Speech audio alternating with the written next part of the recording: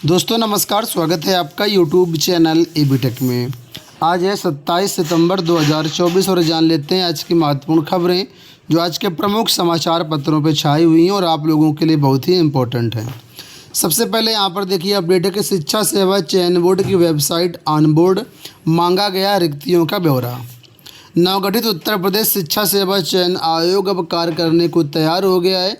प्राथमिक से लेकर के एडेड माध्यमिक डिग्री कॉलेज अल्पसंख्यक कॉलेजों में भर्ती अब इसी आयोग के माध्यम से की जाएगी।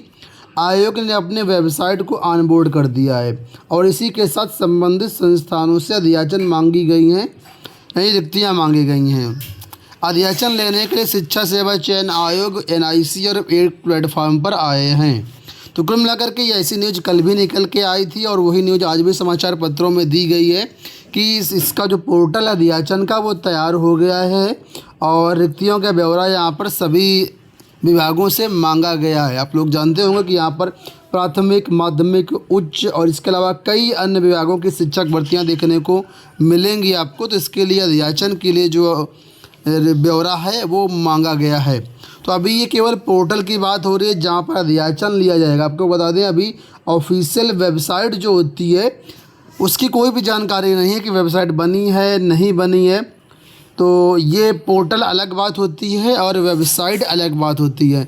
वेबसाइट वो होगी जहाँ पर आप लोगों को सारी सूचनाएं मिलेंगी और पोर्टल ये सिर्फ अध्याचन लेने के लिए यानी आयोग के इंटरनल कामों के लिए है। इसका स्टूडेंट से कोई लेना देना नहीं है।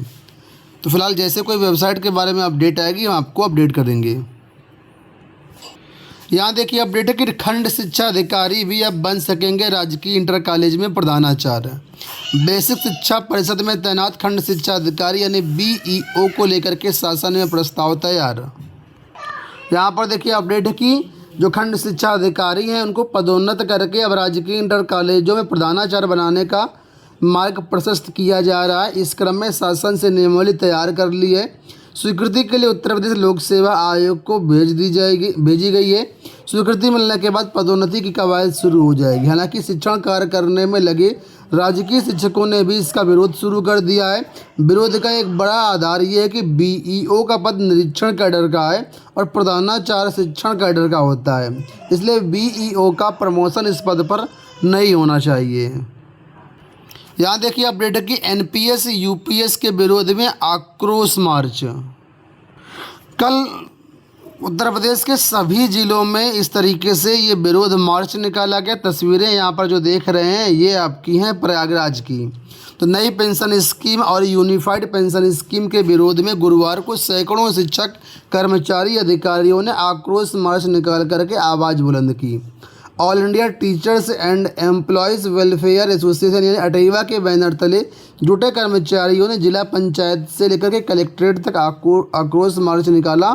NPS और UPS के विरोध में विभिन्न संगठनों के कर्मचारियों की भीड़ देखने को मिली।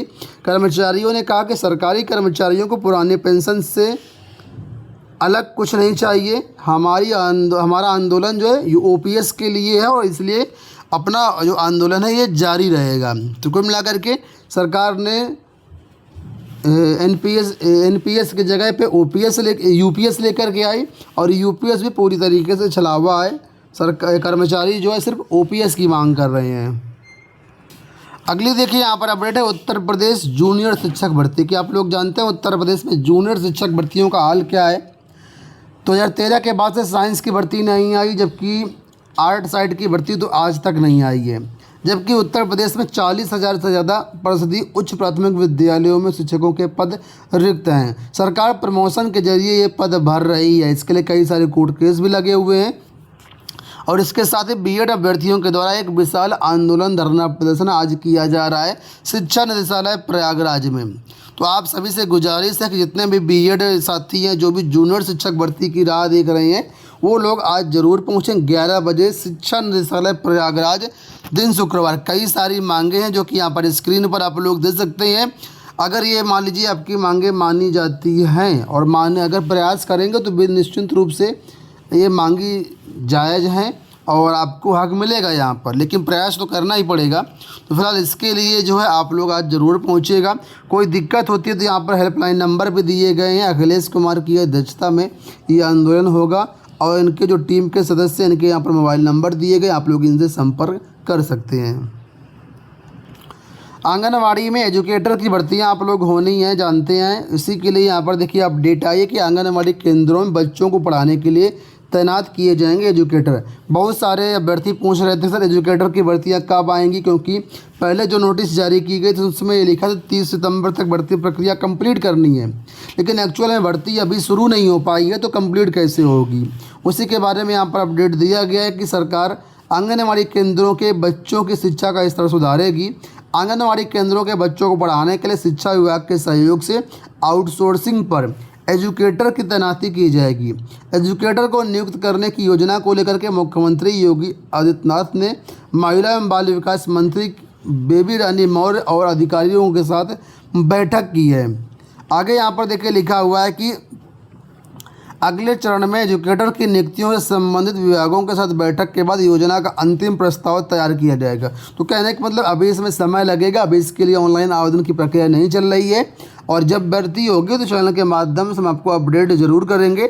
इसका फॉर्म कैसे भरा जाएगा उसके लिए ऑलरेडी हमने वीडियो बनाया हुआ है, आप चाहें तो वीडियो देख सकते हैं और पहले से प्रिपेयर रह सकते हैं।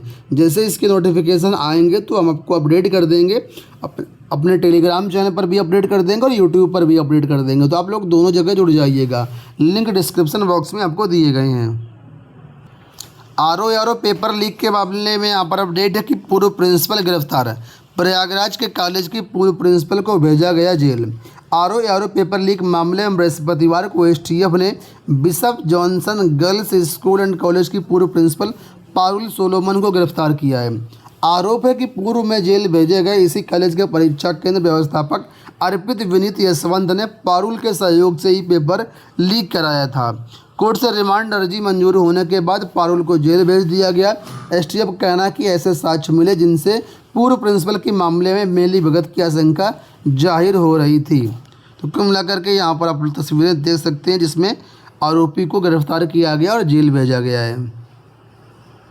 69 शिक्षक भर्ती मामले से जुड़ी हुई अगली जो सुनवाई है वो 15 अक्टूबर को होगी। आपको बता दें पिछली तिथि 13 सितंबर को लगी थी, लेकिन सुनवाई नहीं हो पाई थी।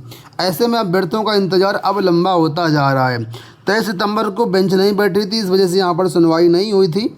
और इसके साथ अब यहाँ पर देखिए बताया गया है कि ये जो अब अगली सुनवाई है कुल मिलाकर के वो 15 अक्टूबर को कराई जाएगी। यहाँ पर देखिए एसएससी से अपडेट है कि एमटीएस भर्ती में एक फ़ोटो से भरे गए 18 फार्म। एसएससी ने एआई से की पहचान, सभी के आवेदन निरस्त।